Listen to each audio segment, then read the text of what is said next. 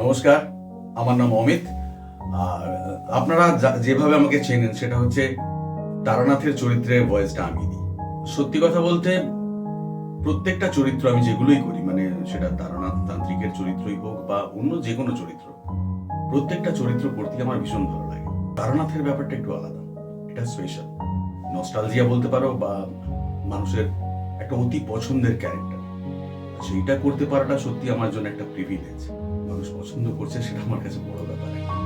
তবে একটা কথা আমি বলতে পারি যে প্রথম দিন থেকে শুরু করে আজ পর্যন্ত আমি যখনই তারানাথ করেছি, আমি কিন্তু গল্পগুলোকে ভীষণভাবে এনজয় করেছি। এখনো পর্যন্ত আমার এরকম হয়নি যে 150 গল্প করে ফেললাম তারানাথ, কেমন একটা লাগছে, একঘেয়েমি বই, সেই ব্যাপারটা কিন্তু আমার নেই। সত্যি কথা বলতে কি, মানে এখনো প্রত্যেকটা গল্প পাওয়ার পরে আমি খুব আগ্রহের সঙ্গে সেটা পড়ি যে শেষটা কি হবে জানার জন্য, এরপর কিভাবে গল্পটা জানার জন্য, মানে কিভাবে চরিত্রটা এগোচ্ছে।